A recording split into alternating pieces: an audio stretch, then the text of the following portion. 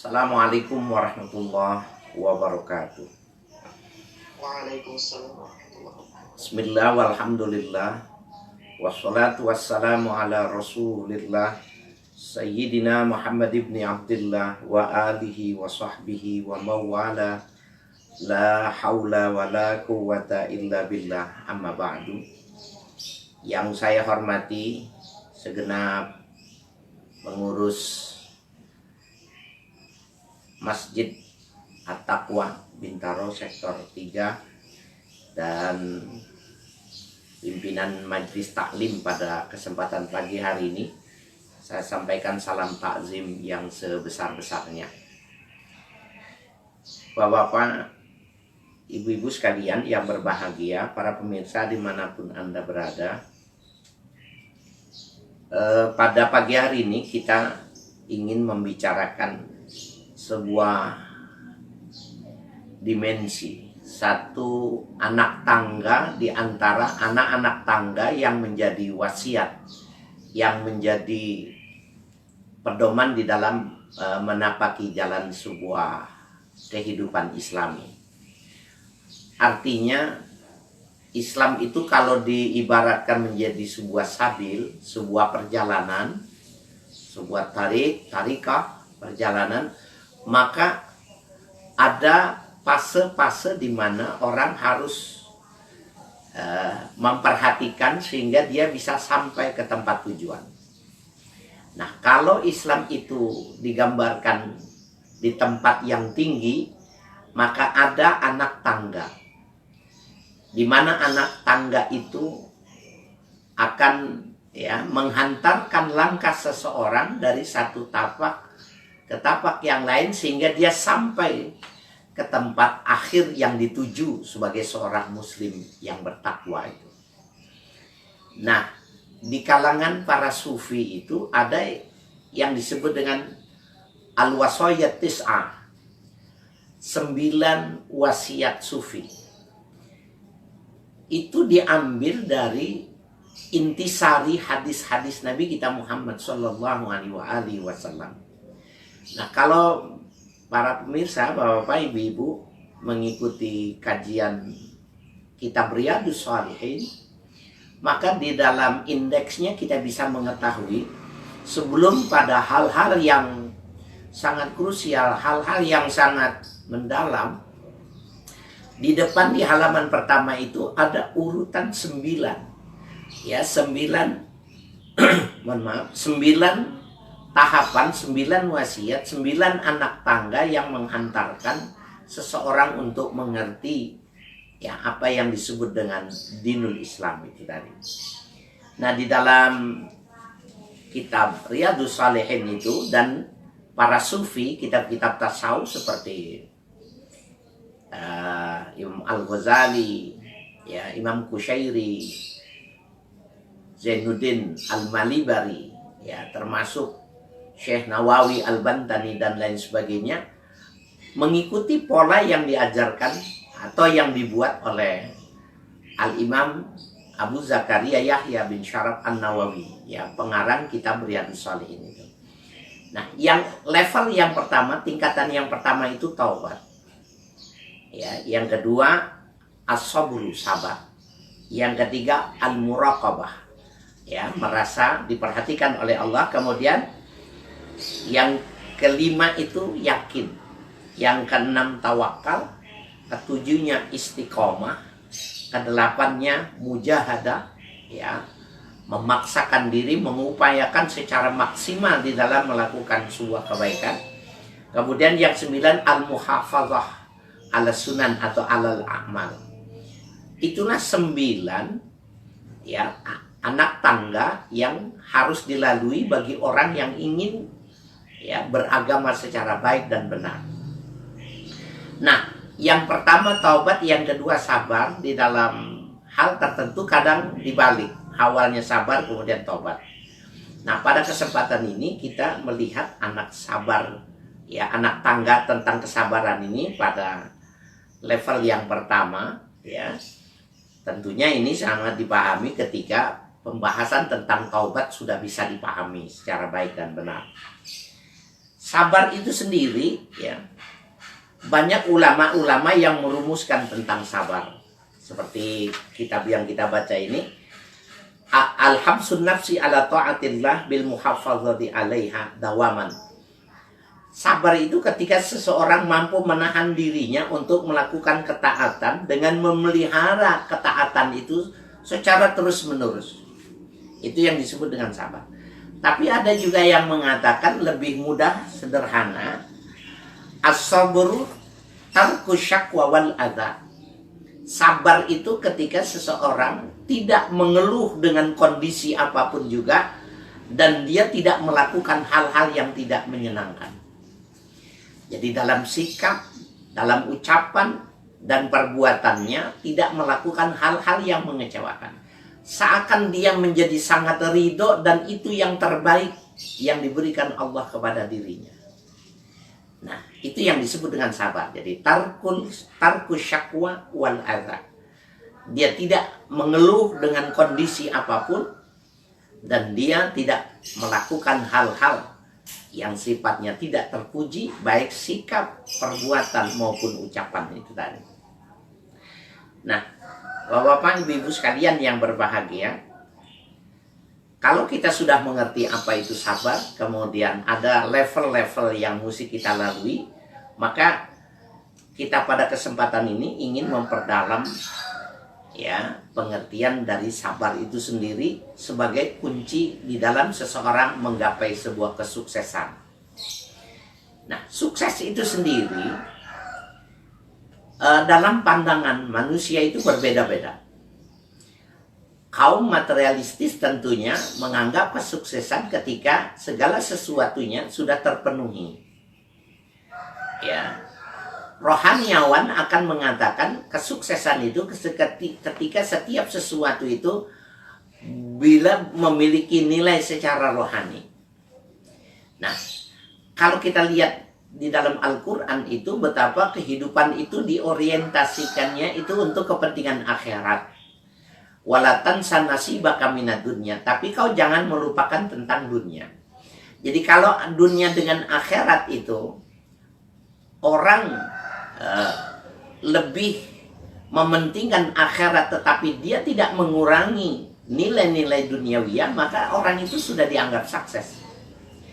Jadi ketika seseorang itu tidak sholat, setiap hari hanya dia mencari kebutuhan hidupnya, maka dianggapnya itu dia tidak sukses. Walaupun nilai secara nominalnya luar biasa orang itu mendapatkannya. Ya, sehingga pengertian kesuksesan, ya, dalam perspektif sufi itu ketika seseorang itu memiliki dunia tetapi punya nilai ukhrawi. Sehingga mereka mengatakan, ya, dunya matiyatul akhirah. Dunia itu adalah transportasi yang digunakan seseorang untuk menuju akhirat. Nah, jadi kalau dunianya tidak menjadi matiyatul akhirah, maka itu tidak dianggap sebuah kesuksesan. Punya mobil, maka itu adalah fasilitas kita untuk menuju akhirat. Punya rumah, punya harta, punya perusahaan, kalau itu semua bisa menjadi sebuah perantaraan, menjadi kendaraan, alat transportasi untuk menggapai kepentingan akhirat, maka dia orang itu orang yang sukses, orang yang berhasil, ya, memahami dan menjalani tentang kehidupan. Nah, itulah paling tidak 3 variabel yang sudah saya sampaikan dan itu dalam kajian kita pada pagi hari ini. Bapak, ibu-ibu sekalian yang berbahagia, di kehidupan kita sekarang ini, ya, terlebih pada masa COVID sekarang ini 19, ada yang kadang-kadang orang terlupa tentang makna sabar ini. Artinya begini, pada hal-hal tertentu dia berhasil, dia mampu, ya, memanage hidup dan kehidupan secara baik. Tetapi ketika sudah menyangkut tentang mentalitas, keberilmuan, keberagamaan orang itu menjadi hilang dari lantaran dia tidak punya sabar. Dan sabar ini yang suka tertinggal di rumah, tidak terbawa ke kantor. Sabar ini yang suka tertinggal di rumah, tidak terbawa ketika dia berkomunikasi, ketika dia bermasyarakat, ya, berinteraksi dengan masyarakat secara umum. Padahal semestinya ketika sabar itu sebuah mentalitas, maka sesungguhnya dia harus dilekatkan pada tubuhnya. Seperti halnya melekatnya, ya, sifat-sifat yang lain, merasa ingin dihargai, merasa ingin diberikan penghormatan, itu adalah sebuah mentalitas di mana melekat secara langsung pada tubuhnya. Nah, sabar adalah mentalitas. Ketika itu mampu kita tempel pada hidup dan kehidupan kita, maka sesungguhnya ya orang itu sudah setengah, ya, 50% dia sudah mengagumkan dari sisi keberagamaan, ya, mengaplikasikan Islam dalam keseharian. Kenapa dikatakan 50%? Di dalam salah satu hadis yang sangat sahih, Rasul Shallallahu Alaihi Wasallam, ya, menjelaskan kepada para sahabat kala itu, beliau mengatakan, ajaban li amril mu'min, inna amrahu kullahu lahu khair. Sungguh mengagumkan, ya. Aku sangat heran, kata Rasulullah Shallallahu Alaihi Wasallam, ya, bahwa urusan orang Muslim itu dari A sampai Z, atau dari A kembali lagi putaran sampai kepada titik A kembali, itu putaran kehidupannya itu tadi semuanya bernilai baik. Inna amrahu kullahu lahu khair. Orang Islam itu semuanya urusannya nggak ada yang jelek. Jadi dalam pandangan hadis ini, dalam Islam itu nggak ada yang negatif, semuanya positif. Idza asobathu sarra syakar. Apabila dia mendapati segala sesuatunya itu sesuai dengan yang dia inginkan, ya, sesuai dengan rencana, sesuai yang dia persiapkan, sesuai dengan, ya, manajemen yang dia bangun, syakar, maka dia bersyukur. Wa idza asabathu dharra sabar. Tapi ketika dia menimpa sesuatu yang tidak menyenangkan, tidak sesuai keinginan, tidak sesuai perencanaan, di luar, ya, ketentuan yang dikehendaki, maka sabar, kemudian dia bersabar. Jadi amrul mukmin yaduru baina syukri was sabri. Ya baik, jadi orang yang bersyukur, aplikasi keislaman ketika dia bertauhid, ketika dia bersyariat, ketika dia beradab, berakhlak, itu refleksinya itu seperti itu. Cuma dua saja. Mentalitas bersyukur ketika kemudian dia sabar manakala dia tidak sesuai dengan keinginannya. Subhanallah, ada sebuah, ya, kisah menarik di dalam tafsir An-Nasafi itu dijelaskan. Mungkin Bapak Ibu pernah mendengar. Ada sebuah contoh tentang sabar dan syukur ini digambarkan di dalam tafsir itu, sebuah perkawinan yang sangat, ya, ekstrim. Suaminya super jelek, punya istri super cantik. Ya, bisa dibayangkan ini. Kalau di Bintaro sektor 3 ada orang yang semacam ini. Suaminya super jelek, istrinya super cantik. Ya, mungkin ada juga gambaran semacam ini. Ini di dalam dialognya ini, penjelasannya saya ringkaskan saja. Ya, si wanita ini, ya, menjadi orang yang digambarkan masuk surga bersama suami. Suaminya menjadi masuk surga dari lantaran sepanjang hidupnya dia bersyukur karena punya istri sangat cantik. Tetapi istrinya juga menjadi penduduk surga dari lantaran sepanjang hidupnya sabar punya suami yang jelek. Nah, kalau kita lihat dari sebuah pandangan yang berbeda ini tadi, ya, ternyata dua-duanya mendapatkan surga. Yang satu bersabar karena mendapati segala sesuatunya tidak dengan keinginan dia. Yang satunya menjadi orang yang bersyukur, maka karena lantaran semua yang diinginkan melebihi dari keinginannya. Dua-duanya masuk surga. Nah, kembali lagi kepada bahasan kita, betapa sabar itu, ya, nanti ada beberapa kajian. Pertama, sabar dipahami seperti halnya pada kisah ini tadi. Di dalam hadis lain, ada orang memahami sabar itu menjadi kriteria untuk masuk ke dalam surga. Ya. Dalam salah satu hikayat ini, saya ringkaskan saja bacaan kita.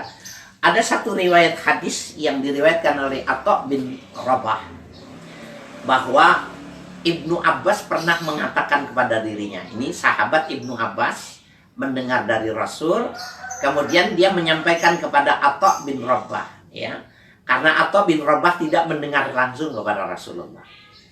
Nah, dia mengatakan, "Ala urika mra'atan min ahli jannah." Kata sahabat Ibnu Abbas ini, mau nggak ku beritahukan kepadamu salah seorang wanita dan dia menjadi penghuni surga. Subhanallah, Bapak sekalian, kita ini, Ibu, ya, kita semua, keterbatasan kita ini, kita tidak melihat langsung kepada Rasulullah. Tetapi bisa dibayangkan dari dialog-dialog ini, mereka itu menjadi orang yang sangat berbahagia dari lantaran, ya, berjumpa, bertemu, dan bisa berdialog langsung kepada Rasul. Dan Rasul selalu mengatakan, sampaikan kepada yang tidak hadir. Ya, beritahukan kepada mereka yang belum mendengar. Nah, itulah yang dilakukan Ibnu Abbas kepada Atha bin Rabah. Maukah aku beritahukan kau seorang wanita yang dia menjadi penghuni surga. Orangnya masih hidup. Nah, tentu saja orang yang digambarkan yang semacam itu dia akan menarik. Dia senang sekali. Orang yang model semacam apa sesungguhnya dia masuk surga. Nah, ini dalam salah satu perspektif ini, ya, Bapak Ibu sekalian yang berbahagia, digambarkanlah seorang wanita ini tadi datang kepada Rasulullah Shallallahu Alaihi Wasallam dan ia mengatakan, "Inni usra'u wa inni atakasyaf." Ya, fad'ullah ta'ala li. Wahai Rasul, aku punya penyakit epilepsi. Ya, punya penyakit ayan. Bapak Ibu sekalian, kita bisa tahu orang yang kena epilepsi, ayan itu seperti orang ayam yang dipotong lehernya kemudian dilepaskan. Ya, kalau dia mesti mencakar mukanya, maka dicakar sampai berdarah-darah, ya. Dan yang lebih merepotkan lagi, dulu teknologi pengobatan belum seperti sekarang. Orang yang terkena penyakit ayan itu berarti dipahami sebagai kutukan dewa, ya, di kalangan non-muslim. Sehingga wanita-wanita yang punya penyakit epilepsi ini, ayan ini, berarti betapapun cantik, betapapun kayanya, dia tidak akan ada orang yang melamar.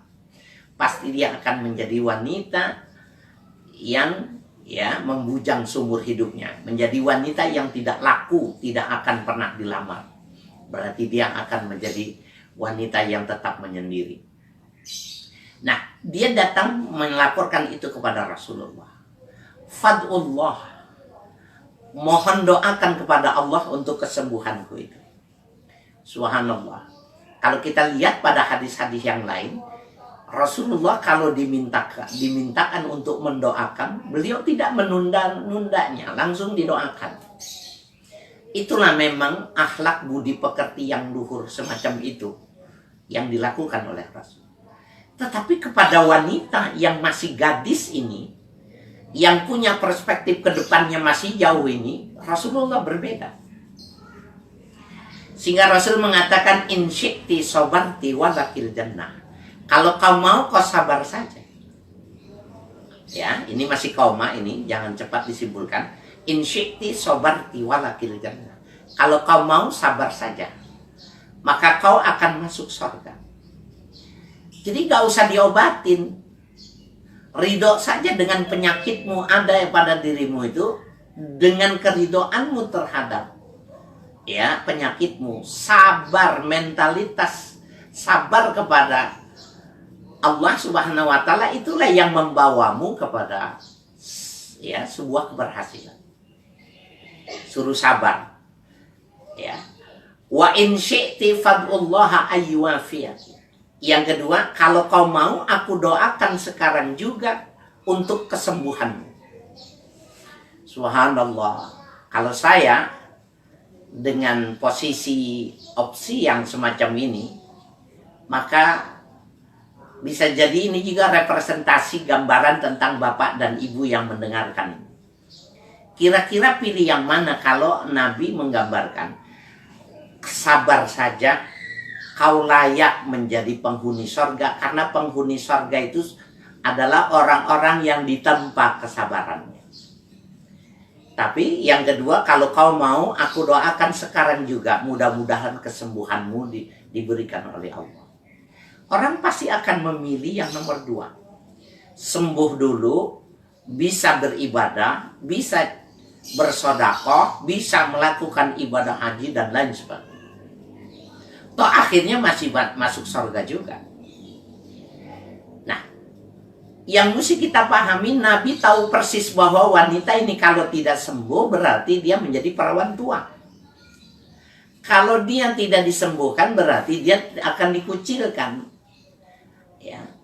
Kalau dia tidak diobati maka dia menjadi seorang wanita yang dijauhi oleh orang lain karena itu dianggapnya sebagai sebuah kutukan dewa. Nah, apa yang menarik Bapak Ibu sekalian yang berbahagia, wanita ini punya pemikiran tersendiri dari sebuah opsi yang ditawarkan oleh Rasulullah Shallallahu Alaihi Wasallam. Ya, kalau tadi saya, Bapak Ibu bisa jadi memilih yang kedua karena memang kita kalau sakit cepat ke dokter, kalau sakit cepat beli obat. Tetapi pada kesempatan ini tidak seperti itu. Terima saja itu penyakitmu, ikhlas dengan pemberian Tuhan. Jadi kadang-kadang pemberian Tuhan itu, kasih sayang Tuhan itu kadang-kadang kita tidak bisa memaknainya. Orang yang sakit seakan Allah sedang menutup sebelah matanya. Sehingga orang sering berbahasa, kenapa sih susah hanya saya melulu gitu. Tetapi kok yang lainnya tidak gitu. Nah ini dia melihat, ya, dia melihat Allah itu sedang menutup sebelah matanya. Padahal ya, Bapak, Ibu-ibu sekalian yang berbahagia, kacamata yang sebenarnya, ya, ketika Allah sedang melihat seseorang itu kadang-kadang ya susah kita memahaminya.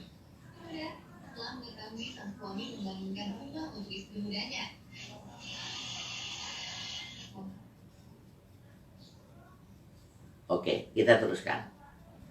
Bapak Ibu sekalian yang berbahagia. Nah, apa yang jadi pilihan bagi wanita ini? Ternyata wanita ini di luar dugaan dia justru memilih yang pertama. Ya, dia memilih yang pertama. Dia memilih menjadi orang yang sabar. Dia tidak meminta supaya didoakan sembuh. Ada nggak terpikir dalam benak kita kalau kita yang menjadi ya subjek dalam cerita ini tadi, objek dari cerita ini tadi? Memilih yang pertama, menerima epilepsi tanpa diobati, dia tetap ada di dalam tubuh kita. Karena itu dipahami menjadi sesuatu yang terbaik buat kita. Sabartu ya Rasulullah. Kata wanita itu, aku pilih menjadi orang yang sabar ya Rasulullah. Nah, yang menariknya Bapak Ibu sekalian yang berbahagia, ya, dia mendekat seakan lirih mengatakan kepada Rasulullah Shallallahu Alaihi Wasallam, ini atakasyafan Allah alla takasyaf. Ya Rasul, aku kalau sedang beruding, aku kalau sedang kumat itu, ya Bapak sekalian, tadi saya gambarkan ilustrasinya itu seperti ayam yang dipotong lehernya kemudian dilepaskan ke tanah, seperti itu. Dia bilang, Sepengetahuanku itu orang kalau sedang seperti itu, umat semacam itu, auratnya itu terbuka dan dia tidak bisa menguasainya. Bisa jadi roknya terbuka. Yang menurut syariat sebenarnya dia tidak berdosa karena itu terjadi bukan kemauannya dan dia tidak bisa mengontrol, tidak bisa menguasainya. Menurut syariat itu, ya, menurut syariat itu dia tidak berdosa. Tetapi ini yang menjadi permohonan dia kepada Rasul.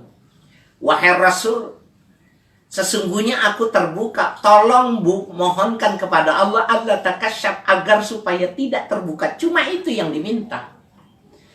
Biarkan aku punya penyakit yang semacam itu, kan kubawa ke liang lahat. Kuterima itu menjadi semua pemberian Tuhan. Tapi tolong doakan kepada Allah agar supaya bajuku tidak tersingkap oleh ya kondisi keadaan pada waktu itu. Subhanallah. Dia tidak minta sehat, tapi minta supaya tidak ada pelanggaran. Nah, Bapak Ibu sekalian yang berbahagia, sesuatu yang tidak terpikir oleh kita ini yang diminta oleh wanita ini. Dia sangat mobil, Mbak. Sedang orang.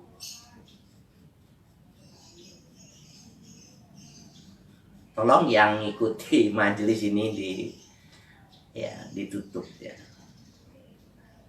Bapak Ibu sekalian yang berbahagia, permintaan ini yang sungguh luar biasa. Ya, dia minta supaya terbuka dan Rasul pada waktu itu tercengang. Rasul Shallallahu Alaihi Wasallam itu bingung juga dengan wanita ini yang sangat begitu paham dengan permintaannya. Saya terima menjadi orang yang sakit, orang yang epilepsi seumur hidup, tapi aku mohon supaya jangan terbuka orang. Apa yang terjadi Bapak Ibu sekalian yang berbahagia? Allah memberitahukan malaikat Jibril untuk disampaikan ke telinganya Rasul, sampaikan kepada wanita itu, sudah aku perintahkan kepada seluruh angin agar kalau wanita ini sedang blooding supaya angin itu memegang ujung-ujung bajunya sehingga tidak tersingkap oleh apapun. Subhanallah walhamdulillah wa la ilaha illallah wallahu akbar. Jadi Bapak Ibu sekalian, sabar itu nilainya luar biasa. Kalau kita ingin memahami kesabaran itu seperti itu. Sampai Allah turun tangan. Sampai malaikat Jibril itu punya tugas khusus untuk menyampaikan itu. Sampai makhluk yang lain yang namanya angin punya tugas khusus memegang ujung-ujung baju wanita ini kalau dia sedang blooding. Kalau dia sedang ya dalam keadaan kumat karena epilepsinya ini. Subhanallah. Nah, kadang-kadang ini yang kita tidak memahaminya, ini yang sebelum kita pahaminya, yang ini kadang-kadang sabar suka tertinggal di rumah, kita tidak bawa ke kantor, atau sabarnya tinggal di kantor sehingga di rumah kita jadi tidak sabar. Subhanallah. Wanita ini masih di dunia, tapi dia katakan min ahlil jannah, wanita ini layak masuk surga, wanita inilah penduduk surga. Jadi untuk bisa masuk surga sabar, latihannya dari sekarang. Nah, oleh karena itu Bapak Ibu sekalian yang berbahagia, memahami ini sabar ini, ya ada beberapa hal yang mesti dipahami, bahwa sabar dalam hadis lain digambarkan, ya sesuatu yang paling terbaik, ya khairul ata wa ausauha as-sabr. Pembelian yang paling bagus dan yang paling sangat melegakan itu ketika orang diberi kemampuan untuk jadi orang yang sabar. Ya, nggak ada. Jadi bukan orang yang kaya raya, bukan orang yang berkedudukan tinggi. Orang yang hebat ketika Allah tanamkan di dalam hatinya itu sebuah mentalitas sabar. Dan dia ini yang akan menapaki jalan-jalan berikutnya menjadi enteng. Ya, pada 9 level berikutnya itu ketika dia punya sifat sabar itu akan menjadi enteng. Ya, kalau tadi digambarkan dia sudah punya sabar, maka level berikutnya asid, ya, berlaku jujur, muraqabah, ya, tawakal, istiqomah, dia akan mudah melaluinya. Kalau dia sudah punya anak tangga yang pertama ini, punya mentalitas sabar.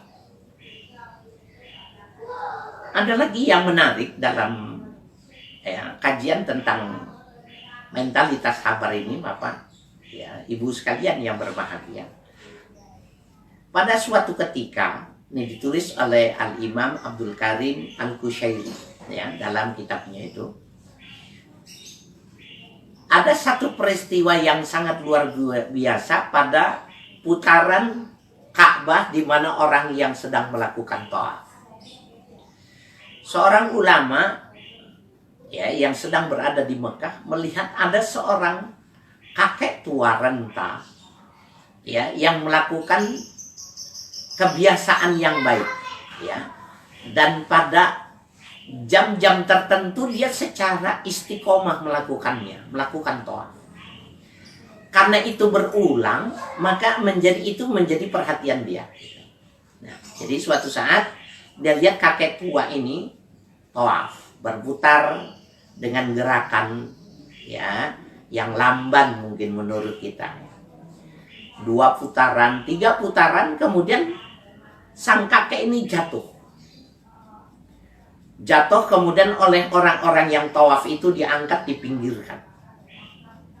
Apa yang terjadi, ya, Bapak, Ibu-ibu sekalian yang berbahagia, kakek tua yang jatuh itu tadi tangannya masuk ke dalam kantong, kemudian dia mengeluarkan selembar kertas yang sangat kecil, ya, mungkin kala itu bukan kertas, ya, tetapi sobekan bahan yang berwarna putih.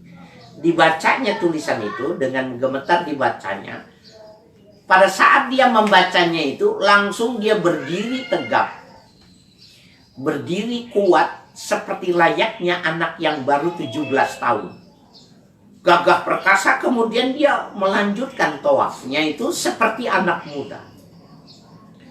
Padahal kakek tua ini, ya, si kakek tua ini, ya, memang tua dari sisi umur.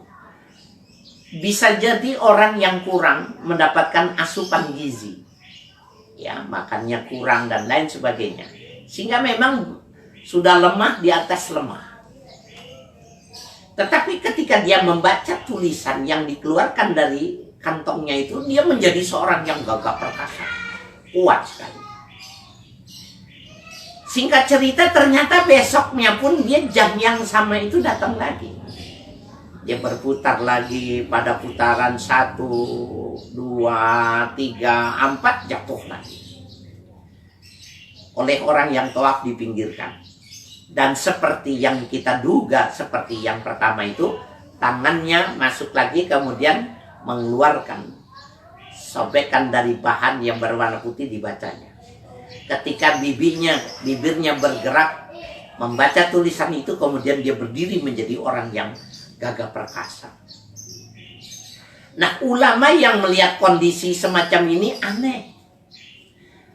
Dopingnya apa? Bacaannya apa? Sehingga orang yang melihatnya pada saat itu bisa membalik kondisi 180 derajat. Karena yang namanya lapar itu fisikal. Haus itu fisik. Ya, ketika dia itu merasa kurang, maka yang bisa menyebabkan dia kuat itu makan dan minum. Ya, adanya suplemen tambahan, ya, dan lain sebagainya. Subhanallah. Tetapi ini ada satu fenomena yang menarik. Keesokan harinya, di hari ketiga ditunggu ini. Ya, kakek tua ini ditunggu oleh seorang alim yang melukiskan ini di dalam Risalatul Kushairiyah. Kakek itu datang. Dia berputar lagi tawaf. 1 putaran, 2 putaran, 3 putaran, 4 putaran, 5 putaran. Dia jatuh tetapi langsung meninggal dunia. Tangannya baru mau masuk ke dalam, ya, kantongnya, tetapi dia meninggal dunia. Dipinggirkan orang ini. Apa yang menarik? Sama menariknya dengan yang ada di otak saya.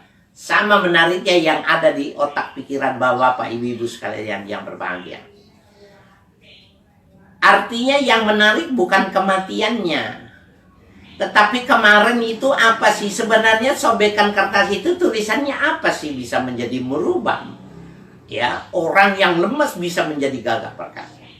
Maka orang alim ini minta izin kepada orang yang hadir, diceritakan kasusnya, dia mau masukkan tangannya, mau melihat tulisan itu. Sehingga bisa menjadi pelajaran bagi orang-orang yang ada di sekelilingnya. Yang kedua, ini menjadi sebuah pelajaran.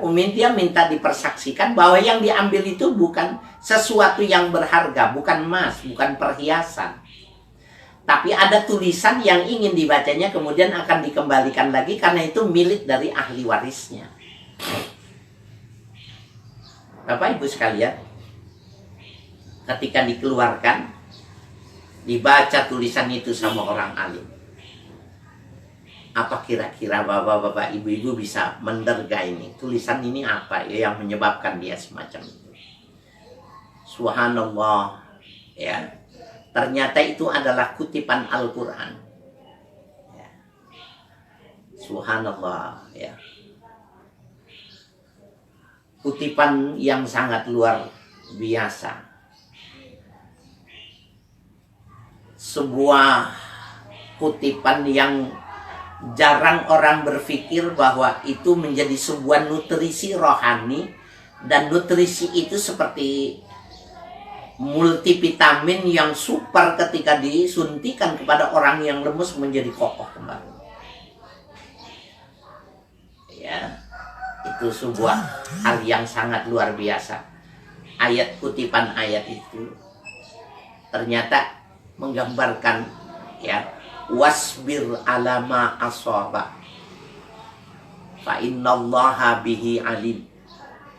Sabarlah apa saja yang menimpa pada dirimu, sesungguhnya Allah tahu dengan keadaanmu. Jadi waktu dia tidak diberi makan, tidak ada orang yang memberi minum, hidup dalam kemiskinan, tubuhnya tua renta, kemudian dia jatuh, tidak bisa meneruskan tawaf, itu sebuah sunnatullah, hukum alam, kausalitasnya mengatakan begitu, tubuh itu harus jatuh. Tetapi ketika dia bilang wasbir alama asoba, sabarlah, dan dia dengar sekali yang mengucapkannya itu Allah. Ya, wasbir alama asoba, sabar apa yang menimpa pada dirimu.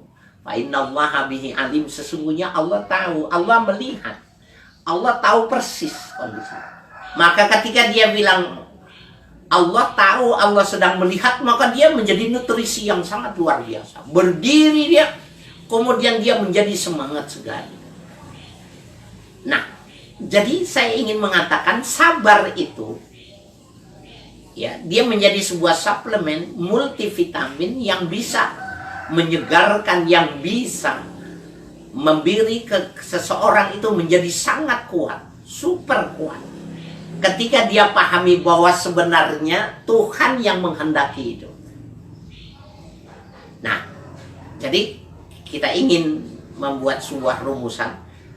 Kalau dibilang bagaimana supaya kita menjadi orang yang sabar, caranya, kiatnya, pahami apa saja yang ada pada diri kita, itu adalah kemauan Tuhan. Dan itu yang paling cocok, itu yang paling bagus buat kita. Kalau itu kita bisa pahami, maka kita akan sabar. Yang tadi digambarkan dalam hadis, dia akan bersyukur ketika mendapati sesuai dengan keinginannya. Dia akan bersabar ketika tidak sesuai dengan keinginannya, tapi sesuai dengan keinginan Tuhan. Nah, keinginan kita dengan keinginan Tuhan ketika bersama, bertemu, itu namanya taufik. Jadi kalau orang, ya, digambarkan mendapatkan taufik, itu maknanya ketika seseorang keinginannya dia itu sesuai dengan keinginan Tuhan. Itu namanya taufik. Nah, Bapak-bapak sekalian yang berbahagia, jadi kalau kita ingin membuat sebuah kesimpulan pada kajian kita kesempatan hari ini, orang Islam cuma dua.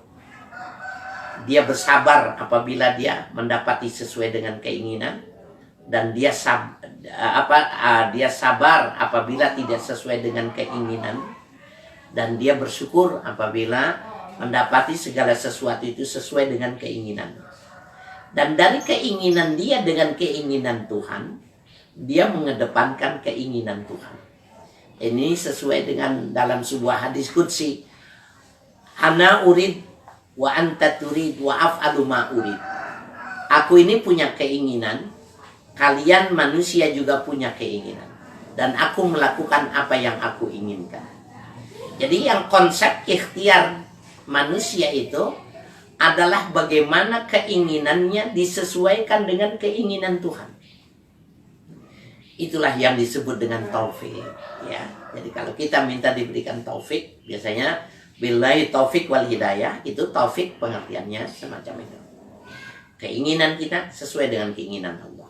Keinginan Allah dipahaminya sebagai keinginan dirinya sendiri. Itu namanya taufik. Kalau bisa dia memahami ini, maka dia akan sabar. Apa saja dia pahami itu yang terbaik. Nah, ini yang Bapak-bapak, Ibu-ibu sekalian, ya, yang sangat menarik untuk kita pahami. Ketika seseorang ini bisa melakukan mentalitas sabar, maka sesungguhnya dia sudah sukses dalam kehidupan di dunia ini. Ya, karena di dalam hadis dikatakan tidak ada yang lebih hebat, yang lebih mahal di dunia ini diberikan karunia terbanding dengan orang yang diberikan mentalitas sabar. Saya kira ini Bapak-bapak, Ibu sekalian yang berbahagia, kajian kita di pagi hari ini, duha pagi hari ini. Mudah-mudahan ibadah duha kita tadi diterima oleh Allah Subhanahu wa taala.